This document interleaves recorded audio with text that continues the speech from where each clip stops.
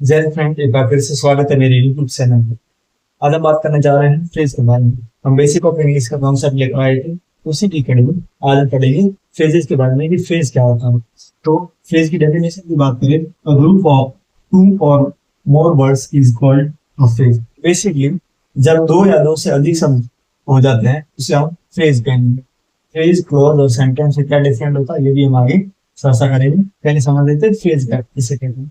Phrase कहते हैं जब दो या दो से अधिक शब्द मिलकर कोई वर्ड बनता है तो इसे हम फ्रेज बोलते हैं। एग्जाम्पल के तौर पर ए वेरी ब्यूटीफुल वर्ड, यहाँ पर देखो दो से अधिक शब्द आ गए, इसका मतलब ये क्या है, फ्रेज है। On the table, on the table, तो ये भी ये क्या होगा, फ्रेज होगा। और फास्ट रनर, ये भी ये क्या होगा, फ्रेज होगा। A phrase doesn't have its own subject and verb। phrase इस नोट का ध्यान रखना है कि phrase की अपनी खुद की कोई भी सब्जेक्ट या वर्ब नहीं होती है, उसे हम क्या बोलते हैं, फ्रेज बोलते हैं। ठीक है, फ्रेज की टाइप की बात करें तो कितने प्रकार की होती है, तो नाउन फ्रेज एक फर्स्ट होता है, नाउन फ्रेज। सेकंड वाला होता है एडजेक्टिव फ्रेज, प्रीपोजिशन फ्रेज। कुछ लोग इसे पास्ट फ्रेज के रूप में भी आपको कहीं गाइड में मिल सकता है। तो बेसिकली वो वर्ब फ्रेज को और एडवर्ब फ्रेज को काउंट करते हैं। तो यहाँ पर मैंने नोट डाल के लिख दिया है कि सम पीपल से there are 5 main part kind of phrase, actually they count verb phrase and adverb phrase। तो हमने बात करी फ्रेज के टाइप की, अब आगे एक एक फ्रेज के बारे में समझते हैं कि नाउन फ्रेज कैसा होता है और आपका एडजेक्टिव फ्रेज कैसा होता है और प्रीपोजिशन फ्रेज कैसे होता है। चलो ओके, नाउन फ्रेज के बारे में जानते हैं। नाउन फ्रेज क्या होती है? A noun phrase consist of a noun as the head word and the other word that come after और before the noun and the complement phrase work as noun in a sentence. देखो noun phrase क्या होता है? Noun phrase वो होता है जिसमें noun जो होता है वो मेन वर्ड के रूप में होता है और उसके आगे या पीछे एक दो वर्ड और आते हैं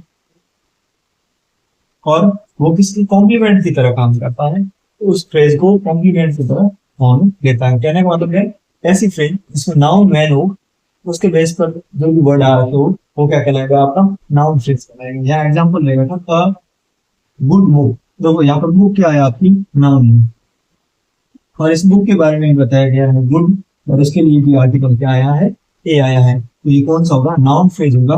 और ये पूरा जो है वो किसकी तरह काम करेगा, एक नाउन की तरह काम करेगा। हम इसको अलग अलग नहीं कर पाएंगे क्योंकि ये पूरा गुड बुक इस एक पुस्तक के बारे में बात कर रहे हैं और वो एक नाउन को रिप्रेजेंट कर रही होती है। ये फ्रेज हो जाएगा नाउन फ्रेज।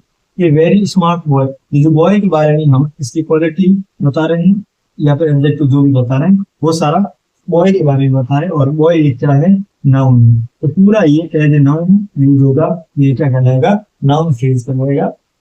ठीक है, एक यहाँ पर नोट हो रहे हैं, और noun phrase can work as the subject object और कॉम्प्लीमेंट। नाउन फ्रेज जो है वो सब्जेक्ट की तरह भी काम कर सकता है, ऑब्जेक्ट की तरह भी काम कर सकता है और कॉम्प्लीमेंट की तरह भी काम कर सकता है। कैसे एग्जांपल देते हैं, Radhika is wearing a beautiful sari. देखो यहाँ पर अ ब्यूटीफुल साड़ी आपका क्या है, फ्रेज, और साड़ी आपका क्या है, नाउन। उस नाउन के बारे में बता रहे हैं ये बहुत सुंदर साड़ी, तो यहाँ पर ये कौन सा फ्रेज हो जाएगा, नाउन फ्रेज हो जाएगा।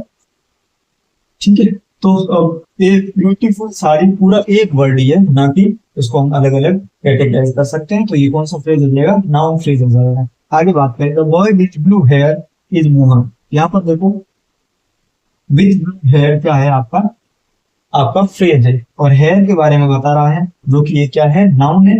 हेयर यहाँ पर आपका क्या है, नाउन है और उसके बारे में बता रहा है कि वो ब्लू हेयर के साथ है और वो कॉम्प्लीमेंट की तरह काम कर रहा है। वो बता रहा है कि लड़का जो नीले बालों के साथ है वो कौन है, मोहन है। अपने आप में मोहन के बारे में वो क्वालिटी बता रहा है जो कि एक नाउन की तरह प्रयोग हो रही है। गर्ल विद ब्लू आई, इसमें देखो आपको दो चीजें दिख सकती है, विद ब्लू आईज और दूसरी वेरी क्यूट कैट। इसमें देखो दो फ्रेज आ रही है। तो विद ब्लू आईज, आईज आपकी क्या हो जाएगी, नाउन, और पूरे ब्लू आईज क्या है, अपने आप में एक नाउन फ्रेज है। तो ये भी एक नाउन फ्रेज है और ये भी एक नाउन फ्रेज है। एक सेंटेंस के अंदर बहुत सारी फ्रेजेज आ सकती हैं। ओके, अब यहाँ पर कुछ नोट और है। A noun phrase can be contain an adjective or prepositional phrase and comes inside a prepositional phrase। देखो नाउन फ्रेज जो होती है वो किसकी तरह, एडजेक्टिव की तरह या फिर आपकी प्रीपोजिशनल फ्रेज की तरह भी काम कर सकती है। यहाँ पर आप देख सकते हो विद जो आपका वो क्या है, प्रीपोजिशन। तो प्रीपोजिशन फ्रेज की तरह भी नाउन फ्रेज काम करती है। तो ये था आपका नाउन फ्रेज के बारे में। अब कुछ और आगे नाउन फ्रेज के बारे में थोड़ा सा और जानते हैं, फिर हम पढ़ेंगे एडजेक्टिव फ्रेज के बारे में।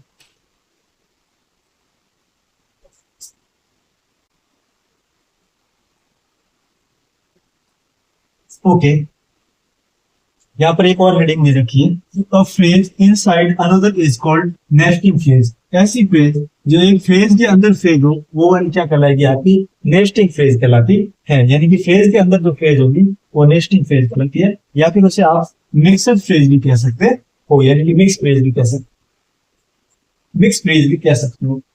तो जैसे एक एग्जांपल दे रखा है यहाँ पर, एग्जांपल की बात करें, a very cute cat with dark blue eyes. देखो ये पूरा एक ही फ्रेज है, लेकिन इसमें दो फ्रेज साथ में आते हैं। कैसे, अ वेरी क्यूट कैट एक फ्रेज ये हो गई और दूसरी हो गई विद डार्क ब्लू आईज। तो यहाँ पर ये फ्रेज तो कौन सी है, नाउन फ्रेज है। फ्रेज तो आपकी नाउन फ्रेज है, लेकिन इसमें दो फ्रेज आ रखी है, यानी कि ये मिक्स बेस्ट है या फिर नेस्टिंग फ्रेज है। तो देखो वेरी क्यूट कैट एक फ्रेज हो जाएगी, जो कि कौन सी फ्रेज हो जाएगी आपकी, एडजेक्टिव फ्रेज हो जाएगी।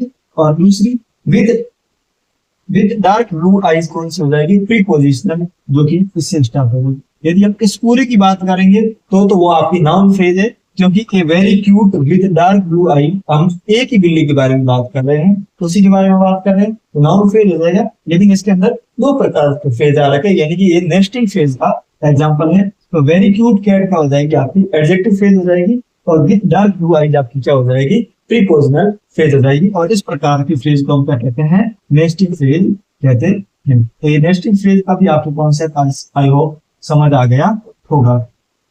ठीक है, होती नाउन फ्रेज ही है, लेकिन किसकी तरह काम करती है, वो उसके अंदर दो फ्रेजेस आ रखी होती है। ठीक है, आगे बढ़ते हैं अब एडजेक्टिव फ्रेज के बारे में।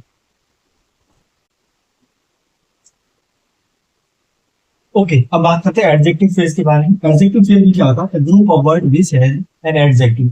एक शब्दों का समूह जिसके अंदर एक एडजेक्टिव किसकी तरह काम करता है, and it head word, head शब्द के रूप में काम करता है, and also includes some other words, तो उसके साथ कुछ और अन्य शब्द भी जुड़े हो सकते हैं।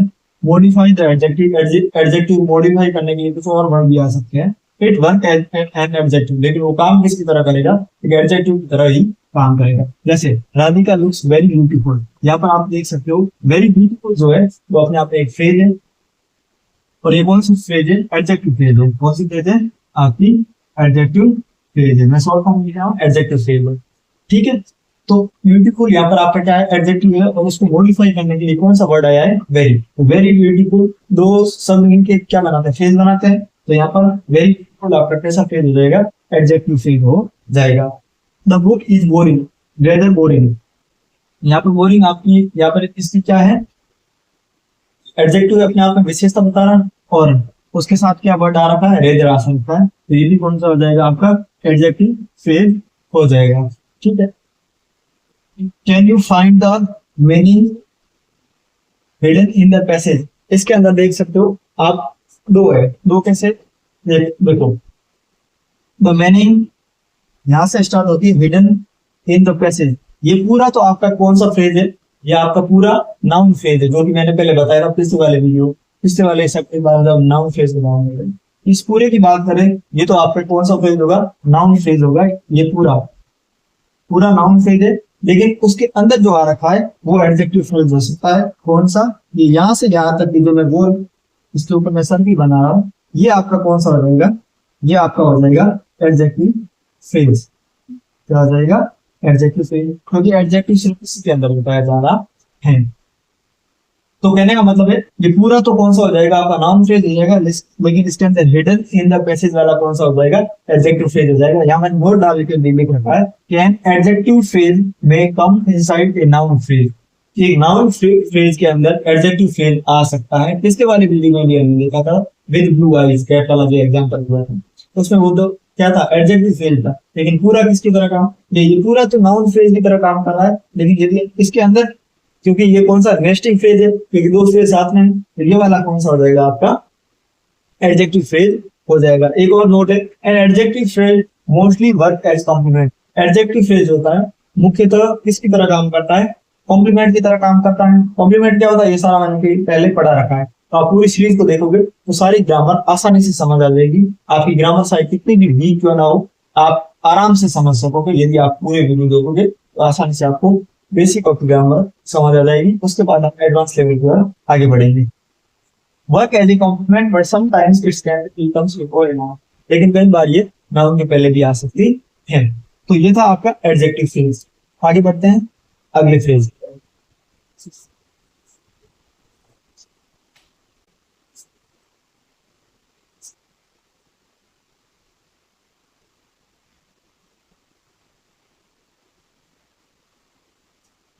बात करते हैं प्रीपोजिशनल फ्रेज के बारे में। It is an a group of word having a preposition. ये एक शब्दों का समूह होता है जो प्रीपोजिशन के बारे में बता रहा है। एज इट हेडवर्ड, हेडवर्ड के नीचे यहाँ पर क्या होगा, प्रीपोजिशन होगा। And its object as as the other, और ये दूसरे के ऑब्जेक्ट की तरह काम करेगा। देखो प्रीपोजिशन हमने फिलहाल पढ़ा नहीं है, लेकिन प्रीपोजिशन वर्ड के बारे में आपको बता देता हूँ। ऐसे वर्ड जो सेंटेंस को जोड़ने का काम करते हैं, जैसे टू, विथ, ऐसे वर्ड आपने एंड, टू, विथ, ये सारे वर्ड आपने देखे होंगे। ये सारे क्या कहलाते हैं, प्रीपोजिशन कहलाते हैं।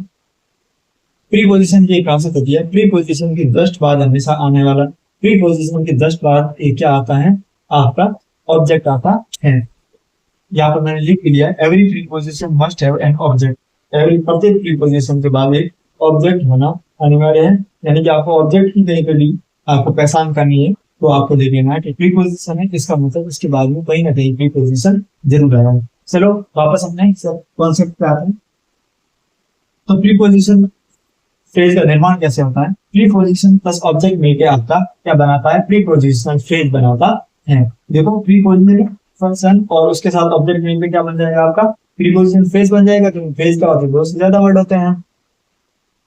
एक और यहाँ पर नोट है, a prepositional phrase work just like an adjective and adverb. Preposition phrase जो होती है वो या तो एडवर्ब की तरह काम करेगी या फिर एक एडजेक्टिव की तरह काम करेगी। तो फ्रेज और ऑब्जेक्ट मिलकर क्या बन जाएगा, प्रीपोजिशनल फ्रेज बन जाएगा। और प्रीपोजिशनल फ्रेज किसकी तरह काम करेगी, दो तरीके से काम करेगी, ये तो एडजेक्टिव की तरह और दूसरी करेगी आपकी एडवर्ब की तरह। जब आपकी एडवर्ब की तरह काम करेगा तब वो कहाँ के बारे में, कैसे के बारे में, कब के बारे में, क्यों के बारे में या कितनी बार के बारे में बताएगा। लेकिन वो एडजेक्टिव के तौर पर काम करेगी तो कौन सा, कौन सी, कैसा, किसका, इस सब के बारे में करेंगे। यहाँ पर एग्जाम्पल के माध्यम से समझ लेंगे। The man killed the lion with a knife. यहाँ पर देखो विथ ए नाइफ आया है। विथ ए नाइफ आपका क्या है, आपका प्रीपोजिशनल फ्रेज है, क्योंकि किससे शुरू हो रहा है, विथ के साथ हो रहा है और ये नाइफ, तो आपका ये कौन सा हो जाएगा, प्रीपोजिशनल फ्रेज हो जाएगा। और ये किसके बारे में बता रहा है, विथ के साथ, कैसे, इसको कैसे मारा, यानी कि शेर को मारने का तरीका क्या था, मेहनत के बारे में बता रहा है। ये कौन सी हो जाएगी आपकी, एडवर्ब हो जाएगी। किसकी तरह काम कर रहा है, एडवर्ब की तरह काम कर रहा है। क्योंकि मैंने बताया कि ये वाले word killed with the lion, the man killed the lion with a knife, शेर को मारने का काम किसके साथ किया है, कैसे किया है, तो किसके साथ, सांप के साथ। कैसे, तो कैसे का रिप्लाई दे रहा है, वही क्या हो जाएगा, आपका एडवर्ब हो जाएगा। आगे बात करें, the leg of the table are broken. Of the table आपका यहाँ क्या है, ऑफ प्रीपोजिशन है, ऑफ प्रीपोजिशन आया है, तो the leg of the table are broken. देखो यहाँ पर टेबल क्या है, आपकी नाउन की तरह काम कर रही है, और उसके बाद में ऑफ द टेबल, ये अपने आप में क्या, कौन सा फ्रेज हो जाएगा, आपका प्रीपोजिशनल फ्रेज हो जाएगा। यानी कि of the table prepositional phrase है, और ये किसके बारे में बताता है, legs of the table are broken. तो ये कैसा या किसके बारे में बता रहा है कि किसका पैर टूटा है। ये पैर का मतलब यहाँ पर वो टेबल के नीचे जो होते हैं उसको उस बारे में, तो कैसे के बारे में बता रहा है, ये किसके बारे, किसकी तरह काम करेगा, एडजेक्टिव की तरह काम करेगा। ये एडवर्ब की तरफ काम कर रहा है क्योंकि ये कैसे का रिप्लाई दे रहा है, और ये किसका या कौन सी की बात कर रहा है, तो ये क्या हो जाएगा, आपका एडजेक्टिव हो जाएगा। He put the books on the table। यहाँ पर ऑन द टेबल, ऑन से शुरू होने वाला क्या हो जाएगा, आपका प्रीपोजिशन हो जाएगा, और ऑन प्रीपोजिशन का ऑब्जेक्ट आपका क्या है, टेबल है, ठीक है। और ये क्यों के बारे में, कैसे के बारे में, ये कहाँ कहाँ के बारे में, बेसिकली वो कहाँ पड़ी है, कहाँ रखी है, उसके बारे में बता रहा। और कहाँ के बारे में बता रहा हमें क्या होता है, एडवर्ब होता है। क्या होता है, एडवर्ब। तो ये कौन सा प्रीपोजिशनल फ्रेज है, लेकिन ये पूरी प्रीपोजिशनल किसकी तरह काम कर रहा है, एडवर्ब की तरह काम कर रहा है। आगे देखो, the book on the table are mine. यहाँ पर देखो द बुक, इसमें और इसमें डिफरेंस समझना थोड़ा सा। ये आपका एडवर्ब फ्रेज है, लेकिन ये एडजेक्टिव फ्रेज है, क्योंकि यहाँ पर आपको the book on the table, on the table आपका क्या हो जाएगा, प्रीपोजिशनल फ्रेज हो जाएगा, आर माइन।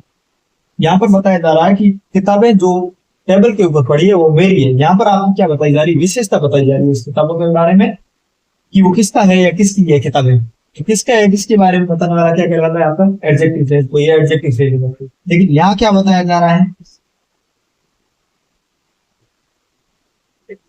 कहाँ कहाँ के बारे में, किताबें कहाँ रखी, तो कहाँ के बारे में बताने वाला क्या हो जाएगा, एडवर्ब फ्रेज हो जाएगा। एक और नोट यहाँ पर दे रखा है, a prepositional phrase used in content a noun phrase as its object. Prepositional phrase जो होता है वो सामान्यतः किसकी तरह काम करते हैं, नाउन फ्रेज की तरह काम करते हैं, उसके ऑब्जेक्ट का। ठीक है, यहाँ पर ये ऑब्जेक्ट है, उसका नाम क्या है, द बुक, उसकी तरह काम कर रहा है। तो बेसिकली इन सब का रिप्लाई दे तो वो कौन सा हो जाएगा, एडवर्ब, प्रीपोजिशनल एडवर्ब हो जाएगा, और नहीं तो वो कौन सा हो जाएगा, एडजेक्टिव हो जाएगा। चलो इसी के साथ प्रीपोजिशनल फ्रेज भी हमारी समाप्त हो जाती है। तो हमने फ्रेज के बारे में सब कुछ कंप्लीट कर लिया, नाउन फ्रेज के बारे में पढ़ लिया, उसके बाद हमने प्रीपोजिशनल फ्रेज के बारे में पढ़ लिया, और एक और फ्रेज के बारे में हमने कवर कर लिया। तो फ्रेज हमारी यहाँ पे हो जाती है कंप्लीट।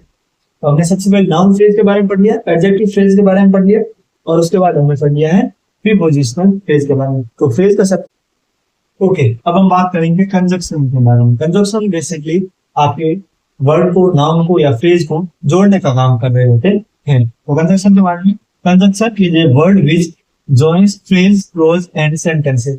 तो सेंटेंसेस, वाक्य को, फ्रेज को या फिर क्लोज को जोड़ने का जो काम करते हैं उसे क्या बोलते हैं, कंजक्शन बोलते हैं।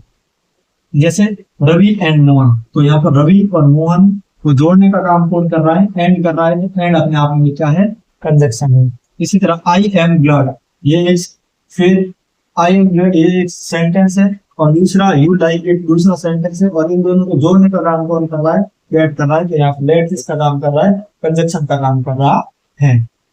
आगे बात करें टाइप ऑफ कंजक्शन की, तो कंजक्शन के प्रकार, कंजक्शन दो प्रकार का होता है, एक कोऑर्डिनेट कंजक्शन और दूसरा होता है सब ऑर्डिनेट कंजक्शन। कोऑर्डिनेट कंजक्शन में आते हैं फॉर, एंड, नॉर, बट, और, यट और सो। ये सात को ऑर्डिनेट में आते हैं, और बाकी सारे आपके क्या हो जाएंगे, सब ऑर्डिनेट कंजक्शन हो जाएंगे। सब ऑर्डिनेट कंजक्शन में if, when, unless, until, if.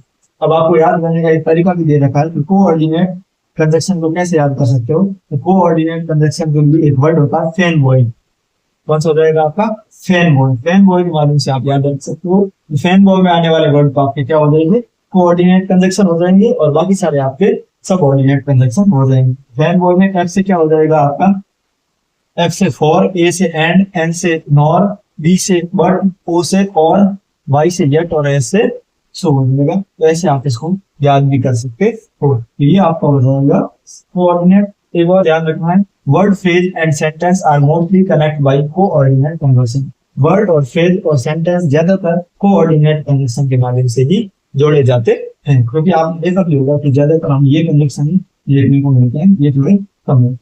तो ये था आपका कंजक्शन का छोटा कॉन्सेप्ट। अब आगे बढ़ते हैं।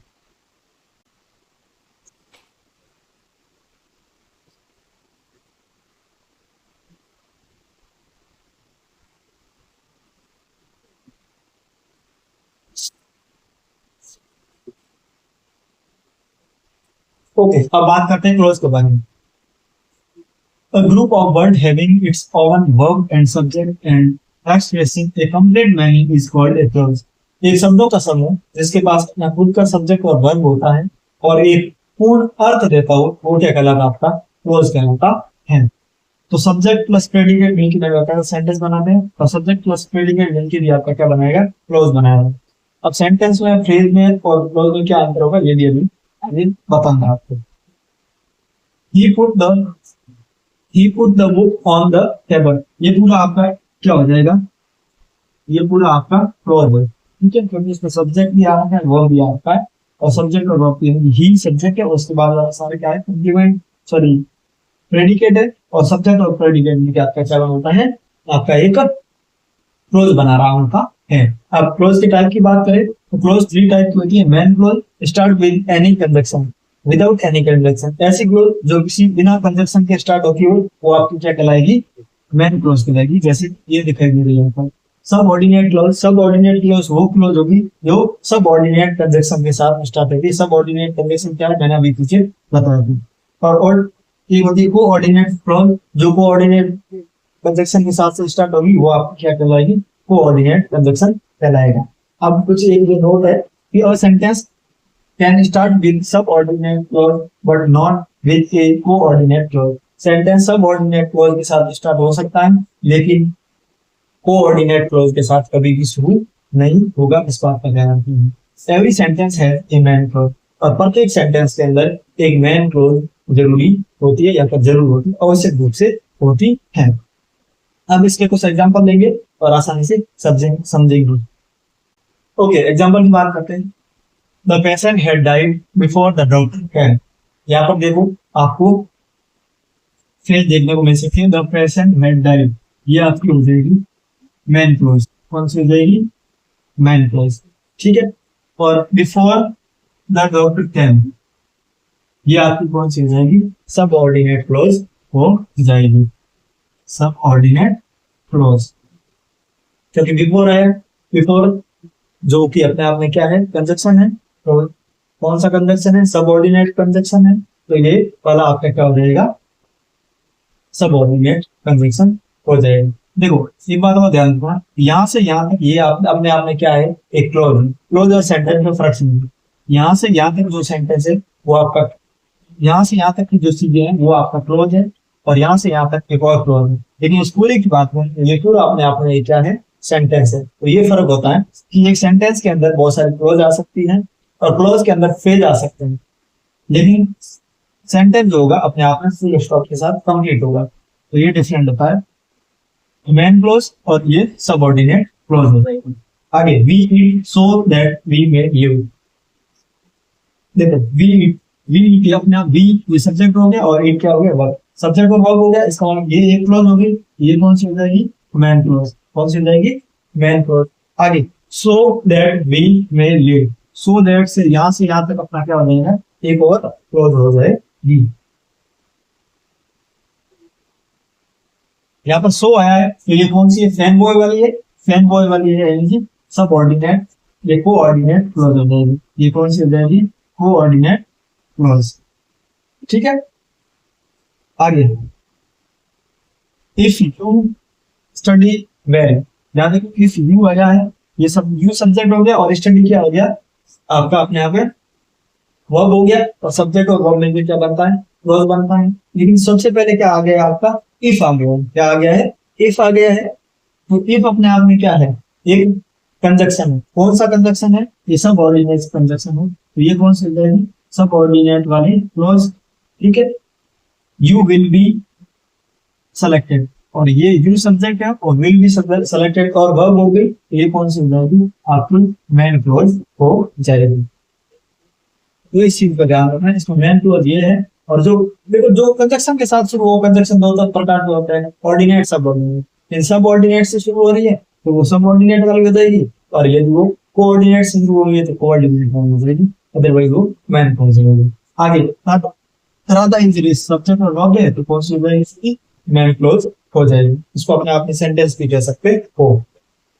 आगे, coordinate conjunction connect word of same rank. Coordinate conjunction जो होते हैं वो क्या करते हैं, सेम रैंक के शब्दों को जोड़ते हैं। जैसे नाउन, नाउन है नाउन को जोड़ेंगे, एडजेक्टिव होता है एडजेक्टिव। जैसे यहाँ पर वी सेम रैंक है, यानी वी दोनों क्या है, नाउन प्रोनाउन है, तो दोनों प्रोनाउन को जोड़ने का काम करेगा, यानी कि सेम पार्ट ऑफ स्पीच को जोड़ने का काम करेगा। तो आई होप ये आपको वीडियो समझ आया होगा। इसके साथ हमारी तो आज हम समझेंगे कि फ्रेज, क्लोज और सेंटेंस में डिफरेंट क्या। बेसिकली ये सारे इंग्लिश के पार्ट होते हैं। फ्रेज में एक बार मैं बता देता हूँ, फ्रेज में क्या होता है आपका, फ्रेज दो या दो से अधिक शब्दों से मिलकर क्या बनेगा, फ्रेज बनेगा। इसी प्रकार क्लोज भी बनेगा, लेकिन फ्रेज में कोई जरूरी नहीं है कि कोई सब्जेक्ट या वर्ब हो, लेकिन क्लोज में क्या होता है, क्लोज में आपके सब्जेक्ट या वर्ब का होना जरूरी होता है। यदि सब्जेक्ट या वर्ब नहीं है तो वो फ्रेज होगा, और सब्जेक्ट और वर्ब है तो वो क्लोज होगा। और सेंटेंस क्या होगा, वो अपने आप में पूरा मीनिंग दे रहा है तो वो क्या होगा, आपका सेंटेंस होगा। अब इस 3 सेंटेंस के बारे में से आपको समझाते हैं। ही इज ए टीचर, यहाँ पर ही इज ए टीचर, ये अपने आप में एक क्या है, ही सब्जेक्ट है और वर्ब भी है, इसका मतलब ये अपने आप में एक क्या है, क्लोज है। यहां से यहां तक एक क्लोज है, ठीक है। एंड ही टीचर्स इंग्लिश, और ये भी अपने आप में एक क्या है, क्लोज है, ठीक है। लेकिन he is a teacher and he teachers English, ये पूरा अपने आप में क्या हो जाएगा, सेंटेंस हो जाएगा। क्या हो जाएगा, सेंटेंस हो जाएगा। कहने का मतलब ये है कि एक सेंटेंस के अंदर एक से ज्यादा क्लोज आ सकती है, ठीक है। तो सेंटेंस और क्लोज में एक डिफरेंस होता है कि यहाँ से यहाँ तक एक क्लोज है और यहाँ से यहाँ तक एक और क्लोज है, लेकिन यहाँ से लेकर फुल स्टॉप तक अपने आप में पूरा क्या है, सेंटेंस है। ये डिफरेंट होता है सेंटेंस और क्लोज में, ठीक है। आगे इट वाज रेनिंग, यहाँ से यहाँ तक एक और क्या है, ये क्लोज है। व्हेन वी लेफ्ट होम, तो यहाँ से यहाँ तक भी जो है क्लोज, तो यहाँ सब्जेक्ट वर्ब आ रखा, सब्जेक्ट वर्ब आ रहा, ये एक क्लोज है और ये एक क्लोज है, यानी कि इस सेंटेंस के अंदर 2 क्लोज आ रखी है। लेकिन यहां से लेकर यहां तक इस पूरे पोर्शन को आप क्या बोलेंगे, सेंटेंस। क्या बोलेंगे, सेंटेंस बोलेंगे, ठीक है। आगे फ्रेज क्या होती है, विथ द बास्केट, ये अपने आप में क्या है, फ्रेज है। क्या है, फ्रेज। लेकिन the man with the basket is my brother, ये अपने आप में पूरा क्या है, सेंटेंस है। क्या है, सेंटेंस है। आई होप सेंटेंस, फ्रेज और क्लोज में आपको डिफरेंट समझ आ गया होगा। सेंटेंस अपने आप में कंप्लीट मीनिंग्स होता है, फुल स्टॉप तक का। फ्रेज 2 या 2 से ज्यादा वर्ड मिलकर बनते हैं, जिसके लिए कोई जरूरी नहीं है कि वर्ब या ऑब्जेक्ट हो, सॉरी वर्ब या सब्जेक्ट हो, लेकिन क्लोज में वर्ब या सब्जेक्ट होना जरूरी होता है। एक सेंटेंस के अंदर बहुत सारे फ्रेज हो सकते हैं, बहुत सारे आपके क्लोज हो सकते हैं। Thank you.